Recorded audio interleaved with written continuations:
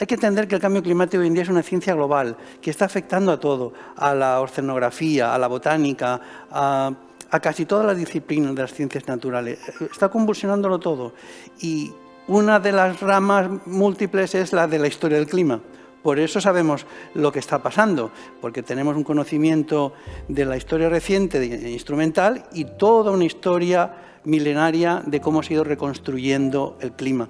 Bien, en resumidas cuentas, a la hora de dar soluciones se trata de estas políticas en esos campos, pero también es muy importante, yo creo, entender que estaríamos hablando de un cambio de valores. Sin este cambio de valores sociales, difícilmente puede darse respuesta a este reto. Estos cambios de valores también tienen que ver con la demanda de una justicia ambiental. Es decir, el 1% de la población más rica del mundo causa el doble de emisiones de carbono que la mitad más pobre de la humanidad. Son informes de Oxfam. El concepto de justicia climática lo ha desarrollado mucho esta ONG inglesa, Global Witness, defensores de la tierra. Ellos han explicado muy bien cómo gran parte, cada año en el mundo, según su cuantificación, mueren en torno a 200 ecologistas víctimas de la represión en conflictos ambientales. Conflictos que tienen que ver con los embalses, con la sobreexplotación de las selvas, con el carbón, muchos ámbitos de extractivismo. Aquí he definido, ¿otro capitalismo es posible? Bien, lo que está claro es que las respuestas de las que se está planteando para conseguir reducir emisiones, atacar el carbón, el gas y el petróleo, es encarecer los impuestos. Por ejemplo, uno de los temas que aparecen, incluso ahora está volviendo a aparecer en la COP15 de biodiversidad en Montreal, es la necesidad de poner coto a las subvenciones de los combustibles. Lo hemos visto después de la guerra de Ucrania, hemos visto que los carburantes de los coches pues se han favorecido, hay los céntimos que subvenciona el gobierno y todo el recetario, incluso dentro del G7, es que hay que reducir estas subvenciones porque estamos haciendo es incrementar y agrandando el problema. La Asamblea Ciudadana por el Clima terminó su trabajo elaborando un informe con muchísimas propuestas que fueron calificadas, muchas de ellas incluso de radicales, porque ponían en un momento dado en solfa nuestro sistema económico.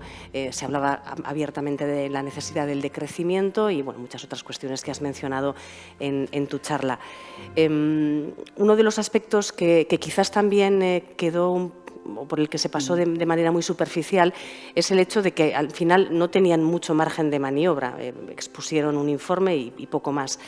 Sí plantearon en un momento dado la necesidad de que ese tipo de iniciativas se desarrollasen también de forma local para poder actuar dentro de lo que es un ámbito más local de trabajo, ¿no? Pues con ayuntamientos, con colectivos de barrio, etcétera, etcétera. ¿Crees que podría dejar de ser un brindis al sol este concepto de asamblea ciudadana si fuera más local? Mira, lo tiene la transparencia, pero como pasa tan rápido, no es la noticia. Hace 2 días, la Comisión Europea validó la decisión del Congreso de la Asamblea Francesa en el sentido de prohibir los vuelos que tuviesen una alternativa terrestre, cercana y razonable.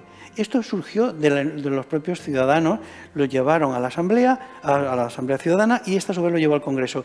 Y se estableció ahí un ejemplo de democracia directa interesante. Aquí en España también, lo que pasa es que muchas de estas decisiones y acuerdos de la Asamblea Ciudadana tienen un carácter muy genérico.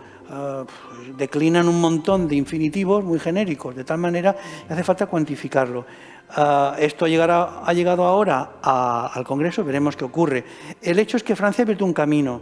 Es decir, lo que está claro es que las administraciones, los políticos, necesitan ser presionados, fiscalizados muchísimo más. ¿Por qué? Pues porque, por ejemplo, he comentado el ejemplo de la Ley de Cambio Climático. Tenemos en España la Ley de Cambio Climático, pero se está tramitando ahora en paralelo la Ley de Movilidad Sostenible del Ministerio de Transportes y que es prácticamente ajena a muchas ideas.